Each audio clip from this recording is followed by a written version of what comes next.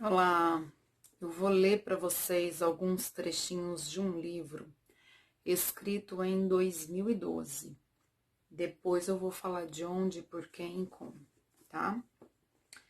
Sinceramente, fico a me perguntar se aquele trágico dia de 2001 não tem um significado maior dentro da história do mundo, muito maior do que nossos governantes possam suspeitar. Parece-me que os eventos climáticos, econômicos, sociais e políticos desencadeados após esta data fatídica sugerem algo muito mais grave do que suspeitávamos. Talvez muitas coisas nem possam ser atribuídas a terrorismo internacional. Veja, por exemplo, como os jornais analisam o período posterior ao 11 de setembro. Dizem que os atentados terroristas em nosso país causaram grande impacto em diversas partes do mundo. Também faço essa relação. Para mim, tudo está ligado. Da queda do regime do Talibã no Afeganistão, por exemplo, as reações da comunidade europeia, que projetou leis a fim de restringir a circulação dos nativos de países não signatários do acordo que criou o chamado espaço Schengen. Fato que, de certa forma, modificou o cenário das relações internacionais. Eu vou fazer só um parênteses aqui para dizer que eu ainda vou fazer um vídeo no Messênia Cristina Munhato explicando um pouco sobre os tratados internacionais, a nova ordem mundial, o governo oculto e o interesse em tudo isso, tá certo? Agora vamos fazer aqui só uma explicação. O Acordo de Schengen, assinado em 1985, é um tratado de livre circulação de pessoas entre países europeus signatários, que conta atualmente com 30 países, semelhante ao que já houve antes da Primeira Guerra Mundial. Foi incorporado às regras da União Europeia pelo Tratado de Amsterdã de 1997, mas teve controles externos endurecidos pelo Tratado de Lisboa em 2007. Vamos prosseguir. Eu estou lendo alguns trechos e estou pulando uns pedacinhos no meio dos trechos, tá?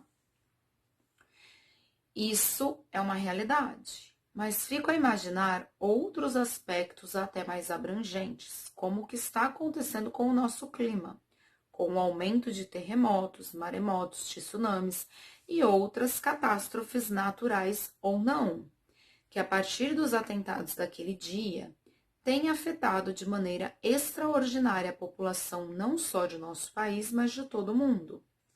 Não lhe parece que tem aumentado de maneira impressionante o número desses fenômenos climáticos e geológicos? Sem contar os eventos marcantes de natureza social, econômica ou política que vêm ocorrendo de maneira mais intensa e com maior frequência, transformando o panorama do planeta como um todo.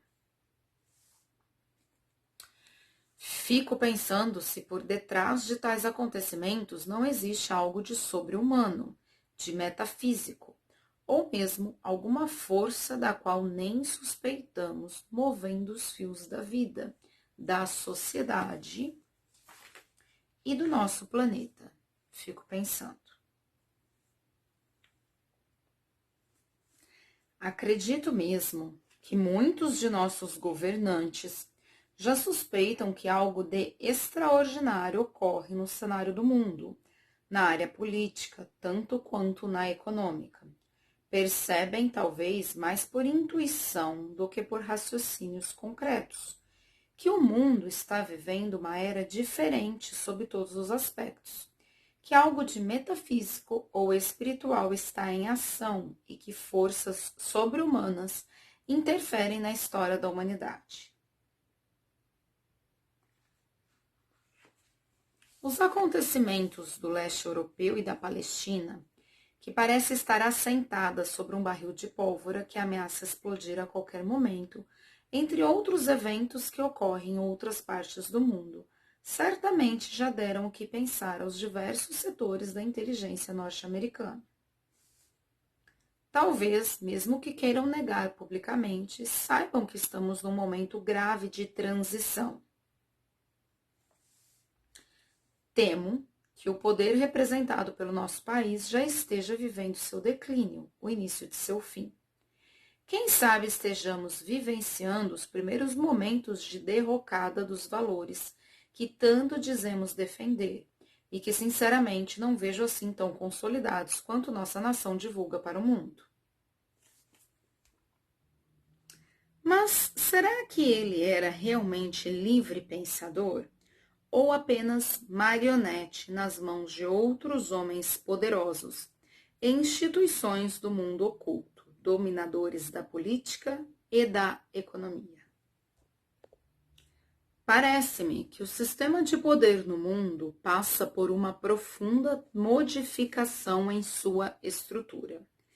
Em meio à aparente revolta da natureza, temos de conviver com os abalos na economia global, que de modo algum está solidificada em suas bases. Ao contrário, tudo nunca esteve tão inseguro no âmbito econômico quanto agora, arrisco dizer.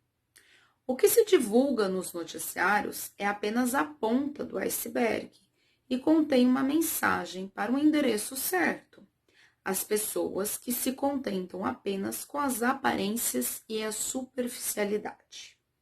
Entretanto, qualquer um que se dedique ao estudo mais aprofundado saberá perceber o caos em que a economia se encontra em diversos países no mundo, principalmente após a China fazer-se protagonista no cenário político e econômico com força total, penetrando em todos os países, em todos os redutos da economia e no comércio.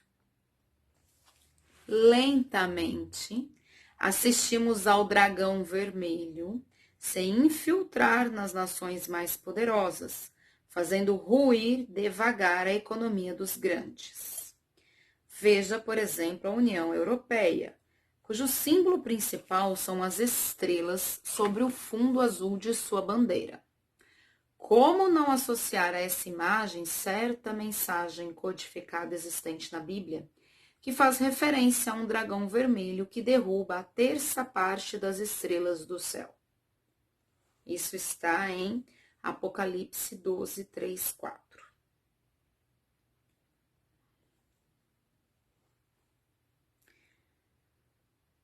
Não há como duvidar do papel da China neste momento histórico.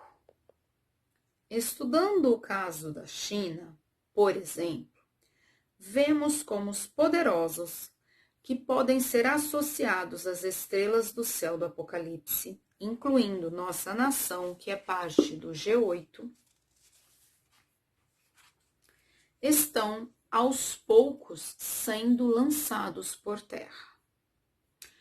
Por falar em G8, parece-me que a Rússia faz parte deste grupo apenas para tratar de assuntos, digamos, mais triviais, pois é uma potência econômica menor em comparação às outras. A Rússia, admitida no G7 como membro apenas em 1997, desempenha um papel mais representativo e talvez esteja lá, sobretudo, por seu arsenal bélico e sua importância histórica estratégica. Na verdade, esse grupo já não representa as maiores economias do mundo, talvez apenas as nações mais industrializadas ou ricas. O cenário mudou muito desde os anos de criação deste conselho, entre 1975 e 1976. E aí eles citam que o G8 é composto por Estados Unidos, Japão, Alemanha, Reino Unido, França, Itália, Canadá e Rússia. Estou convencido de que há um movimento mundial ocorrendo bem debaixo dos olhos dos homens que se consideram os mais sábios. Para mim, esse grupo das 7 nações mais influentes tem relação com as 7 cabeças da besta, que trazem 10 chifres, como prediz o livro da Revelação. Apocalipse 12, 3, 13, 1, 17, 3, 7. Os 10 chifres, segundo interpretei, correspondem às 10 regiões nas quais o planeta foi subdividido em termos econômicos e militares, a fim de simplificar a abrangência dos tratados internacionais. As 10 regiões internacionais a que se refere o personagem são 1. América do Norte e México, 2. Europa Ocidental, 3. Japão, 4. Austrália e África do Sul, 5. Europa Oriental e Rússia, 6. América Latina, 7. Norte da África e Oriente Médio, 8. África Tropical, 9. Sul e Sudeste Asiáticos e 10. China. Veja, por exemplo, o que está ocorrendo no Brasil.